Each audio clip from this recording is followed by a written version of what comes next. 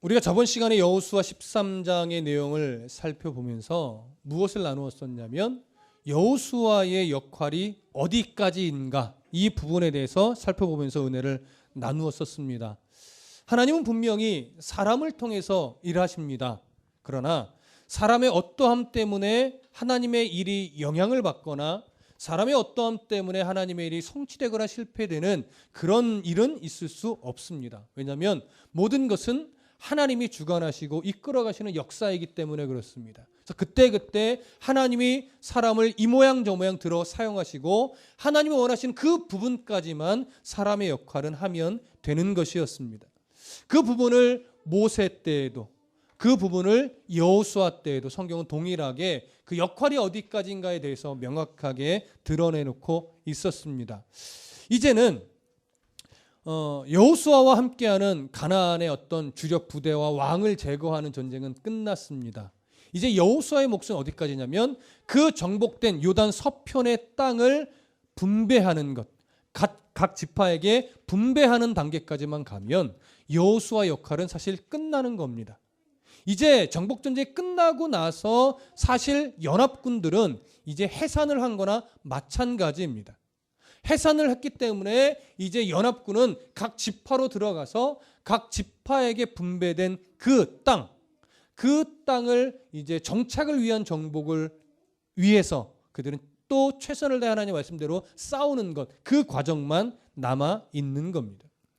이스라엘 각 지파들에게 땅을 기업으로 분배한다는 차원을 보면 오늘 사실은 14장부터가 땅 기업 분배에 대한 내용인데 이스라엘 전체에게 땅을 기업으로 분배한다는 차원으로 보면 이 이야기는 사실 어디서부터 시작이 되는 거냐면 가나안에 들어오기 전 모세가 요단 동편의 땅을 르우벤과 갓과 므낫세 반지파에게 주는 그 순간부터 사실은 분배는 시작이 된 거라고 보아도 됩니다. 물론 요단 동편은 원래 하나님이 주시고자 했던 땅은 아니었습니다. 아시다시피 사람이 욕심으로 얻어낸 땅이고 하나님은 그저 그래 알았다 니들 거기서 한번 살아봐라 라고 허락했을 뿐이지 하나님이 본래 작정하고 주시려고 계획했던 땅은 아니었다라고 하는 것입니다. 자, 어찌됐거나 요단 동편은 그렇게 가나안에 들어오기 전에 이미 모세 때 분배된 것이고 여호수아를 통하여 분배되는 것은 이제 오늘 우리가 읽은 14장부터 앞으로 보게 될 21장까지의 내용에서 각 지파의 땅을 분배하는 내용이 진행이 됩니다. 자, 우리가 앞으로 읽어가면서 느끼겠지만 여호수아 14장부터 여호수아 21장까지는요. 요단 서편의 땅을 9지파와 반지파, 그렇죠? 므낫세의 반지파니까 9지파와 므낫세 반지파에게 땅을 분배하는 내용으로 쭉 기록이 돼 있어요. 그러다 보니까 그 전체를 읽어가다 보면 익숙하지 않은 지명이 끊임없이 나오고 익숙하지 않은 지 이름들이 끊임없이 나오다 보니까 오늘날의 우리들이 읽기에는 굉장히 좀 지루해집니다. 그리고 또 왜 적어놨지? 이렇게 여겨지기까지도 해요. 근데 이것을 이스라엘 백성, 당시 이스라엘 백성의 입장에서 본다면 과연 이 내용이 지루할까요? 지루할 수 없을 거예요. 제가 이 장면을 보면서 문득 그런 생각을 했어요. 이건 만약이에요. 제가 돈이 굉장히 많아요. 근데 우리 성도들을 제가 너무 사랑하는 거예요. 제가 뭐 수백억 대 재산가라고 가정해 봅시다. 근데 제가 우리 성도들을 너무 사랑해. 그래서 집을 한 채씩 주고 싶은 거야. 그래서 우리 성도들이 지금까지 집이 있는 사람이 아무도 없다고 가정하면 이제 각자의 몫에 따라 제가 임의로 이제 뭐 100평짜리 집부터 40평대 집까지 골고루 나눠주기로 작정하고 제가 이제 곧 분배합니다. 그러면서 이제 막 주소까지 막 그 땅의 환경까지 이야기하면서 한 사람 한 사람 집을 준다고 하면 예를 들어서 이제 지훈이가 맨 마지막에 자기 집을 받게 되는 거예요. 그럼 그 앞에 1번부터 막 30 몇 번까지 진행되는 이 내용이 지루할까요? 너무 좋은 거야. 나는 언제, 내 이름은 언제 불러지고 나는 내 집은 어느 지역에 몇 평짜리 집일까? 지루하지 않지요. 지금 이스라엘은요. 민족으로 형성된 이후 처음으로 자기 땅을 소유하게 되는 것이고, 처음으로 자기의 농경지를 받게 되는 것이고, 처음으로 자기가 살 집을 지을 수 있는 땅을 얻게 되는 겁니다. 그들에게 있어서는 이 기간이 하루건 이틀이건 한 달이건 몇 년이건 상관없어요.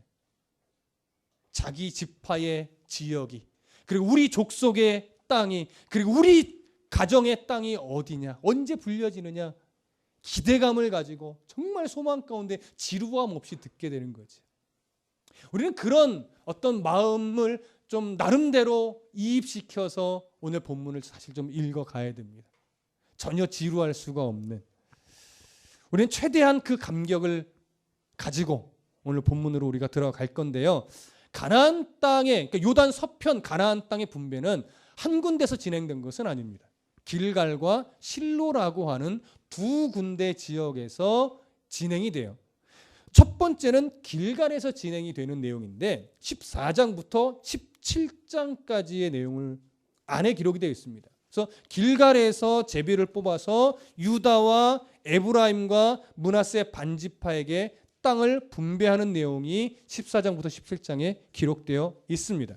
아시다시피 길갈은 처음으로 이스라엘의 요단강을 건너 가나안 땅에 들어온 이후에 할례를 행하고 나서 주로 주둔지로 삼던 지역이 바로 길갈이었습니다. 그래서 굉장히 기념비가 세워진 중요한 지역이죠. 그 다음에 18장으로 넘어가 보면 18장 19장에는 이제 실로에서 제비를 뽑아 7지파에게 베냐민과 시므온과 르벤과 이사갈과 아셀과 납달리와 단지파 이렇게 7지파에게 땅을 분배하는 내용이 기록되어 있습니다. 이 실로라고 하는 지역은 앞으로 종교 생활의 중심지가 되는 그러한 땅이기도 합니다. 땅 분배는 사실 여기까지예요. 근데 20장과 21장에는요. 레위 지파의 몫은 어떻게 되는가에 대한 기록이에요. 레위 지파는 따로 나중에 이야기되지만 따로 땅이라는 지역을 받지는 않습니다. 그래서 그 부분은 나중에 조금 더 자세히 말씀을 드리겠습니다. 어떤 이러한 내용들을 앞으로 살펴보게 되는데 오늘 우리가 읽은 여호수아 14장 1절부터 5절의 내용에서는요. 가나안 땅의 이 지경을 9지파와 반지파에게 분배하게 될 어떤 전반적인 개요적인 내용을 먼저 살펴보고 이제 다음 주부터 본격적으로 들어갈 것입니다. 자, 1절 14장 1절 다 같이 읽어보겠습니다. 시작. 이것은 이스라엘 자손이 가나안 땅에서 받은 기업 곧 제사장 엘르아살과 눈의 아들 여호수아와 이스라엘 자손 지파의 족장들이 분배한 것이니라. 가나안 땅 분배에 참여하게 되는 위원들이 지금 선언되는 내용입니다. 처음에 누구요? 제사장 엘르아살, 두 번째 여호수아, 세 번째 각 지파의 족장들, 그러니까 12명이 되겠죠. 한 지파에서 한 명씩 나오니까 그렇게 해서 총 14명이 가나안 땅 분배에 참여하게 되는 겁니다.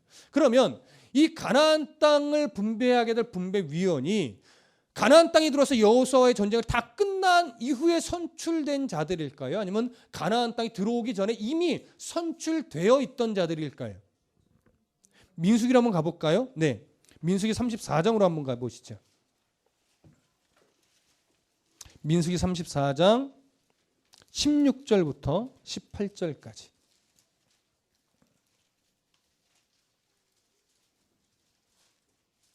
(16절부터) 18절까지 함께 읽어봅니다. 민수기 34장 16절부터 18절까지 함께 읽습니다. 시작. 여호와께서 또 모세에게 말씀하여 이르시되 너희에게 땅을 기업으로 나눌 자의 이름은 이러하니 제사장 엘르아살과 눈의 아들 여호수아니라. 너희는 또 기업의 땅을 나누기 위하여 각 지파의 한 지휘관씩 택하라. 아멘.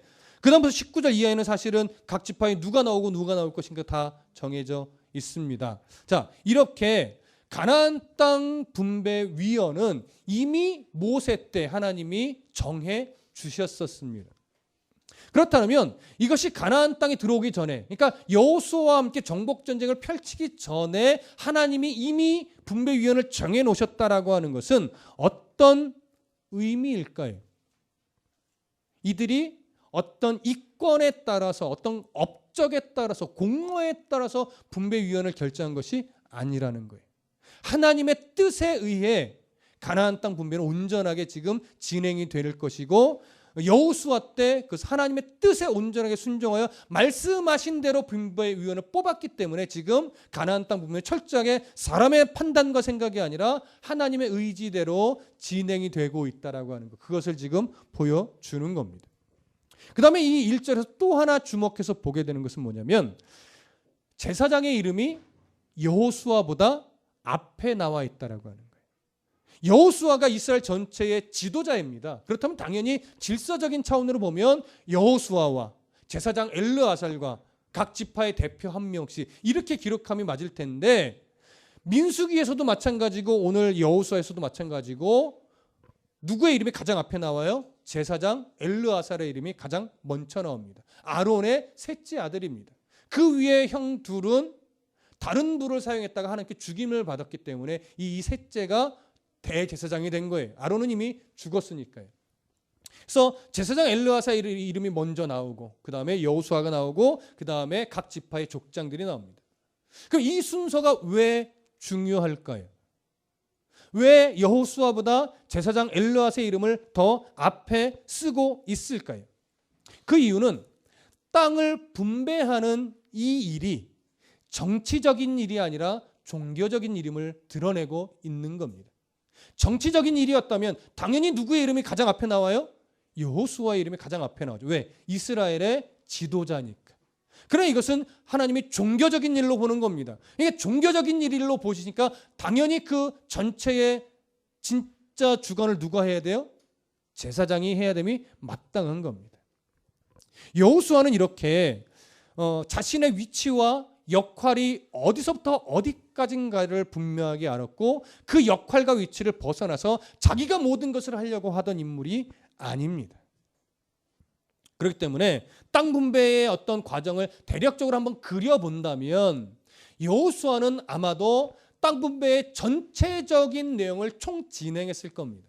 그러나 제사장 엘르아살은 실제로 제비를 뽑고 하나님의 뜻을 구하여 물은 뒤 그 주신 결과를 백성들에게 선포하는 이 모든 실제적인 일들을 제사장이 주관했을 겁니다.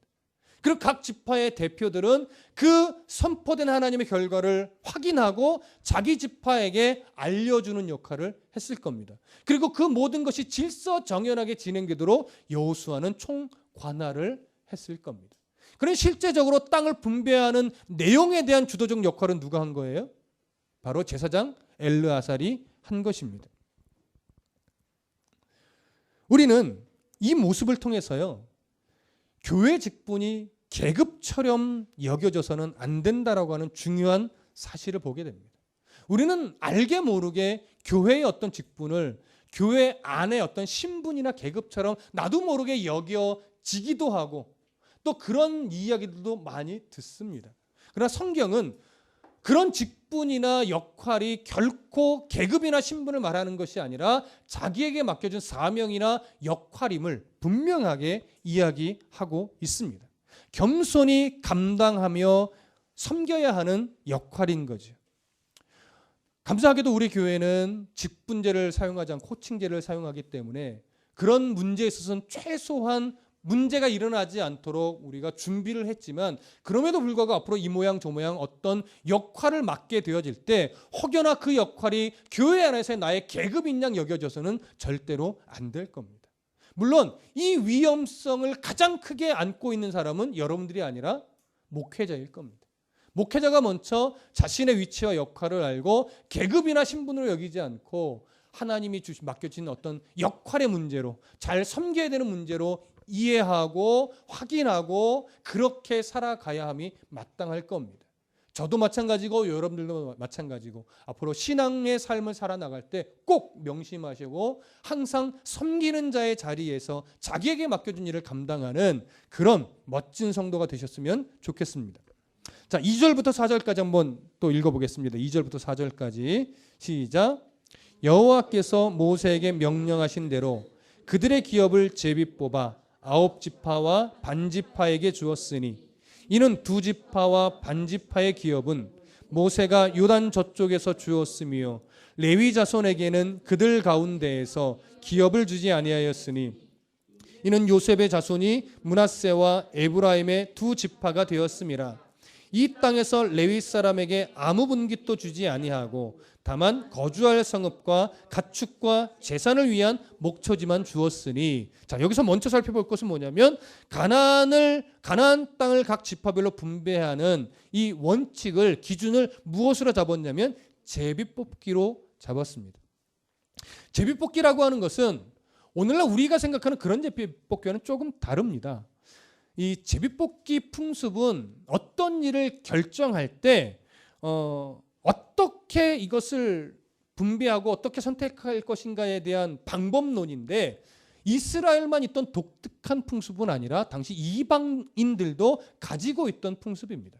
그러나 이방인들의 제비뽑기와 이스라엘의 제비뽑기는 근본적으로 다릅니다. 이방인들의 제비뽑기는 어떤 우연적으로 일어나는 결과에 인생을 맡기는 그런 우연의 산물입니다. 어떤 운명론적인 종교적인 신앙의 산물이라고 말할 수 있어요. 그러나 이스라엘의 제비뽑기는 하나님이 주시는 결과를 인정하는 신앙의 산물입니다. 제비뽑기를 통해서 하나님이 자신의 뜻을 드러낸다라고 하는 그 믿음과 신뢰가 담겨진 내용이죠. 어떠한 방법으로 제비뽑기를 했는지는 사실은 정확하게 알 수는 없습니다. 어떤 돌에 표시를 하거나 나뭇가지에 표시를 해서 뽑았을 가능성도 있고, 아니면 우림과 둠밈이라고 하는 제사장 옷에 있는 그런 도구를 가지고 활용했을 수도 있습니다. 그러나 정확하게 이때 제비뽑기를 어떤 방법으로 했는지는 알기는 좀 어렵습니다. 잠언 16장 33절에 보면 제비는 사람이 뽑으나 모든 일을 작정하기는 여호와께 있느니라. 지금 이 자세로 이스라엘은 당시 제비뽑기에 참여한 것이고, 이스라엘 백성들뿐만 아니라 오늘 우리도 인생을 제비를 뽑아서 선택하지는 않으나 하나님이 우리의 인생 가운데 주신 결과가 하나님이 내신 가장 좋은 판단이고 좋은 결과다라고 하는 믿음은 분명하게 동일하게 가져야 합니다. 한동안 장로교 안에 총회를 뽑거나 무슨 일을 할 때 성경처럼 제비를 뽑자, 이런 일들이 좀 있었습니다. 한간에는 성경적으로 하려고 애를 쓰네 이렇게 보는 시각도 있었지만, 한간에는 이거는 아닌데 이런 얘기도 있었습니다. 그때의 제비뽑기와 지금의 제비뽑기가 똑같을 수 없기 때문에 그렇습니다. 그러다 보니까 이런저런 문제가 또 일어나기도 하죠. 여러분, 오늘날 우리가 제비를 뽑는다면 그건 우연의 일입니다. 여러분이 아무리 기도를 하고 아무리 금식을 한 후에 제비를 뽑아도 그건 하나님이 주시는 결과가 아니라 우연히 주는 결과일 뿐입니다. 그러다 보니까 새해가 되면 항상 무슨 말들이 계속 나오냐면, 교회 말씀 카드 뽑는 게 미신적 행위 아니냐? 네.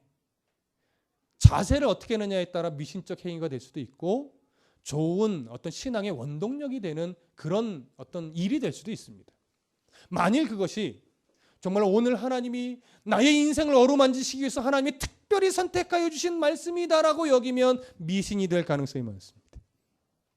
그러나 내가 올 한 해도 말씀으로 살아야 되겠다. 그래서 목사님이 결정해 주신 이 말씀 가운데 딱 하나를 뽑아서, 그래, 이 말씀 좋은 말씀이야, 이 말씀대로 내가 더 열심히 부단히 애를 써야지 하는 말씀을 의지하는 차원의 말씀 카드면 그건 전혀 문제가 되지 않습니다. 그래서 늘 말씀드리기를, 제가 말씀 카드를 올해는 안 했지만 할 때는 항상 말씀드려요. 이거는 하나님이 주시는 말씀이 아니라 제가 드리는 구절입니다 라고 말씀드리는 게 그런 이유입니다. 오늘날의 제비뽑기는 그때와 다릅니다.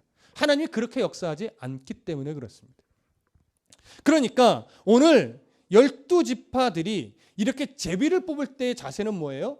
하나님이 이 제비뽑기 가운데 임하여서 아주 정확한 결과를 주신다고 하는 믿음으로 하는 것이고, 실제로 하나님이 그렇게 역사하셨던 시대이기 때문에 가능한 거예요. 무슨 말씀인지 이해되시죠? 그러니까 여기에는 사람의 판단과 사람의 생각과 때로는 사람의 어떤 공로와 업적이 절대 들어가지 않고 하나님께서 판단하여 하나님께서 원하시는 지파에게 원하는 땅을 주시는 거예요.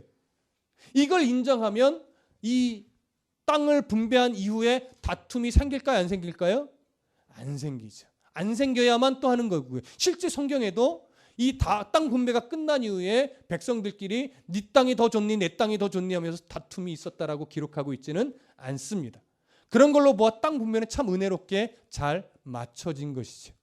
만일 이렇게 하나님이 역사하지 않고 어떠한 업적에 따라, 공로에 따라 땅 분배를 누구는 더 많이 주고 누구는 더 적게 주고 누구는 더 좋은 땅을 주고 누구는 덜 좋은 땅을 주었다면 어떤 일이 발생될까요? 끊임없는 다툼과 싸움과 또 원수가 만들어지고 이랬을 겁니다. 그래서 다른 방법은 있으면 안 됩니다.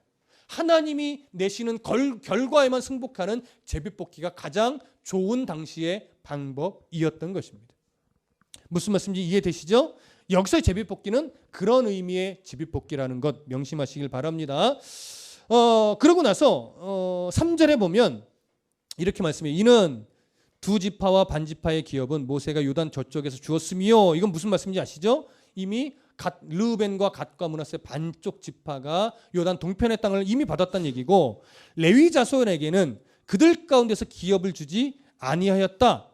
레위 자손에게 기업을 주지 않은 이유는 레위 자손은 자기가 말하자면 생계를 유지하기 위해서 농사를 지어야 하는 땅을 받지 않았다는 거예요. 그런 땅을 주지 않았다는 거예요. 왜냐하면 레위 지파는 각 지파로 흩어져서 나누어져서 살면서 거기서 그들의 각 지파별로 종교적인 업무를 감당해주는 어떤 목회자의 역할이었기 때문에 그런 생계를 위한 땅을 주지 않았어요. 다만 각 지파가 정복하여 얻은 땅 중에서 그 레위 자손이 거할 성읍과 가축과 목초지를 말하자면 제공받았어요. 그래서 그것으로 먹고 살아갈 수 있게 하셨던 겁니다. 그래서 따로 땅을 주지 않았다는 이유는 그런 의미입니다. 그러고 나서 4절에 이렇게 되어 있죠. 그 다음에 이는 요셉의 자손이 므낫세와 에브라임의 두 지파가 되었습니다. 이 땅에서 레위 사람에게 아무 분깃도 주지 아니하고 다만 거주할 성읍들과 가축과 재산을 위한 목초지만 주었으니, 이거는 레위 지파의 얘기는 좀 전에 드렸고 4절 초음의 이 부분, 요셉의 자손이 므낫세와 에브라임 두 지파가 되었음이라 이렇게 되어 있어요. 자, 저를 보십시오. 가나안 땅에서 땅의 분배를 받은 총 12지파, 두 지파 반은 요단 동편에서 빼고 9지파와 므낫세 반 지파 중에 에브라임 지파와 므낫세 지파는 야곱의 아들들일까요, 아닐까요? 예, 아들들이 아니에요. 손자들이에요. 누구의 아들이에요? 요셉의 아들이에요. 근데 요셉 지파로 기업을 받지 않고 요셉의 아들인 에브라임과 므낫세의 지파로 기업을 받았어요. 왜 이렇게 되었을까요? 우리 창세기를 한번 가볼까요? 창세기 48장으로 한번 가보시죠.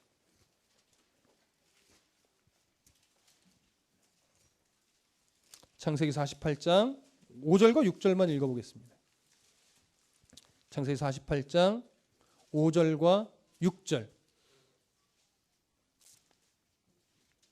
함께 읽습니다. 48장 5절과 6절 시작. 내가 애굽으로 와서 네게 이르기 전에 애굽에서 네가 낳은 두 아들 에브라임과 므낫세는 내 것이라. 르우벤과 시므온처럼 내 것이 될 것이요 이들 후에 내 소생은 네 것이 될 것이며 그들의 유산은 그들의 형의 이름으로 함께 받으리라. 야곱이 자기의 손자 에브라임과 므낫세를 어떻게 합니까? 지금 입양해요.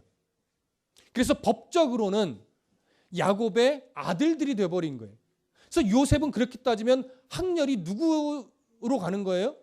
아버지 위치로 가는 거예요, 말하자면. 그러니까 이것은 그렇게도 보게 되지만 이런 의미도 있는 거예요. 요셉이 육적인 장자가 되었다라고도 보는 거예요. 영적인 장자는 누가 됐어요? 유다가 됐죠. 그래서 영적인 장자 유다의 후손을 통해서 예수 그리스도가 오시는 것이고 육적인 장자는 말하자면 요셉이 된 거예요. 그래서 요셉의 두 아들 르우벤과 에브라임이 야곱의 아들로 입양된 거예요. 법적으로만. 그래서 그 아들의 위치로 딱 들어가 버리니까 땅을 분배받을 때 레위 지파는 종교적인 제사장 그룹으로 빠지고 요셉은 윗학렬로 가버렸으니까 빠지고, 그래서 그 두 자리를 누가 채워요? 에브라임과 므낫세가 채우는 거예요. 그래서 실제로 땅 분배받은 게 12지파가 다 분배받게 됩니다. 근데 재밌는 것은 48장 11절 한번 더 읽어볼까요? 48장 14절 11절에 14절 함께 읽어보시죠. 시작. 이스라엘이 오른손을 펴서 차남 에브라임의 머리에 얹고 왼손을 펴서 므낫세의 머리에 얹으니 므낫세는 장자라도 팔을 엇바꾸어 얹었더라. 누가 장자로서의 축복을 받습니까? 차남 에브라임이에요. 장남 므낫세가 아니라 차남 에브라임이 장자로서의 복을 받게 돼요. 실제로 장자로서의 복을 받은 에브라임이 나중에 분열왕국이 됐을 때 북쪽에 어떤 주도적인 지파가 되지요. 뭐 이런 역할들이 있지만 그건 뭐 차근차근 나중에 살펴볼 문제고요. 이렇게 돼서 오늘 본문의 4절에 특별히 므낫세와 에브라임 지파를 꺼내놓는 이유는 요셉의 아들임에도 불구하고 왜 지파 상속을 받았느냐라고 하는 이유를 여기서 지금 사실은 드러내고 있는 것과 마찬가지입니다. 이렇게 해서 12지파가 땅을 분배받게 될 겁니다. 이제 그리고 5절을 보시죠. 5절 함께 읽습니다. 시작. 이스라엘 자손이 여호와께서 모세에게 명령하신 것과 같이 행하여 그 땅을 나누었더라.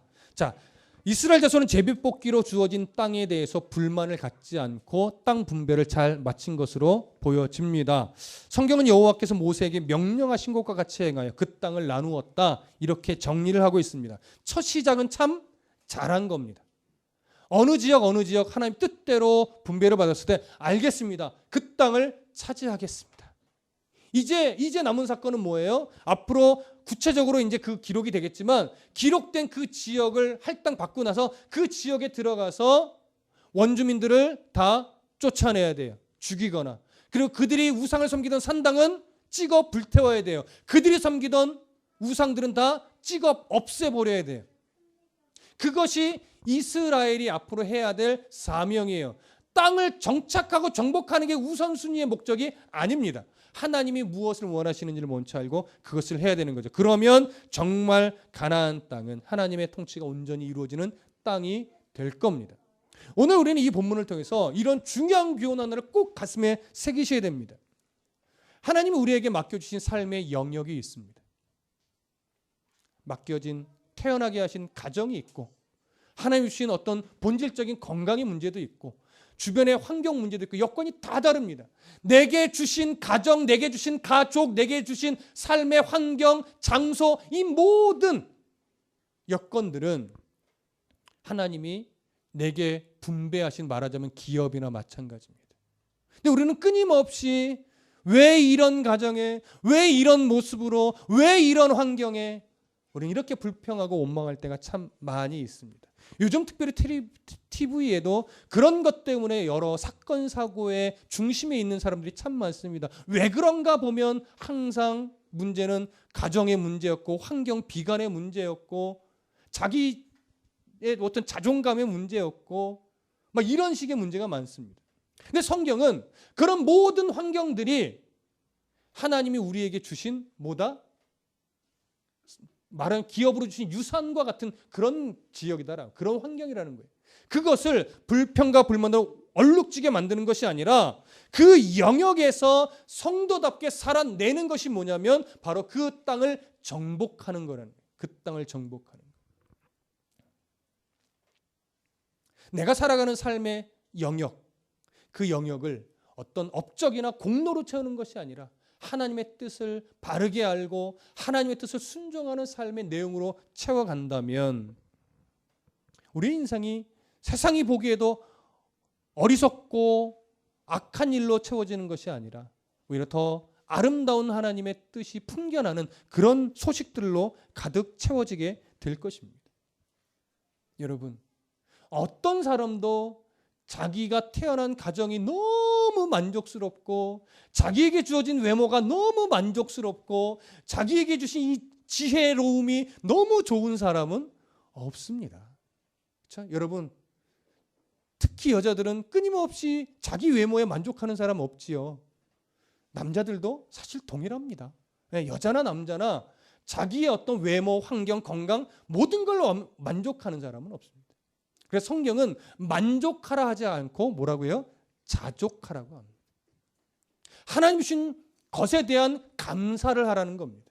그래서 왜 이 모습으로, 왜 이 가정에, 왜 이런 형편으로, 왜 이런 상황에 나를 놓으셨는가를 분명하게 알고 그 속에서 나는 어떻게 그 환경을 정복할 것인가를 고민하고 하나님이 원하시는 방법으로 그 삶의 내용을 채워가라고 끊임없이 말하고 있는 겁니다. 걱정되고 불안해서 그것을 떠나는 단지파처럼 되면 안 됩니다. 단지파는 자기에게 맡겨진 땅을 버리고 다른 데를 찾아갔던 지파예요. 그러다 보니까 어느 순간 성경의 기록에서 살며시 사라지고 멸망한 거의 지파나 다름없이 되어버립니다. 우리들의 인생은 그렇게 없어져야 될 인생이 아닙니다. 하나님이 세워가실 내용이 있고 목적지가 있습니다. 그 목적지에 끝까지 도달하기 위해서 여러분은 그 환경을 딛고 하나님의 자녀답게 일어서야만 합니다. 그래서 오전에도 말씀드렸듯이 견디어 내십시오. 이겨내십시오. 참아내십시오. 그러면 하나님이 그 환경을 하나님의 때에 풀어가시는 역사를 보게 될 것입니다. 도망가면 못 봅니다. 회피하면 볼 수 없습니다. 죄송합니다. 제가 여러분들의 환경에 들어가지 않아서 함부로 말하는 것일 수 있습니다. 그럼에도 불구하고 성경은 끊임없이 환경에 매이지 말고 여건에 매이지 말고 견디어내고 이겨내고 하나님을 소망으로 하라고 끊임없이 이야기하고 있습니다. 더 부여잡으십시오. 더 결단하십시오. 하나님이 이겨낼 힘을 주시고 하나님이 풀어가실 것이고 하나님이 목적지에 끝내 세워 놓으실 겁니다. 이 믿음으로 우리가 함께 믿음의 삶을 살아낼 수 있기를 간절히 소원합니다. 기도하겠습니다.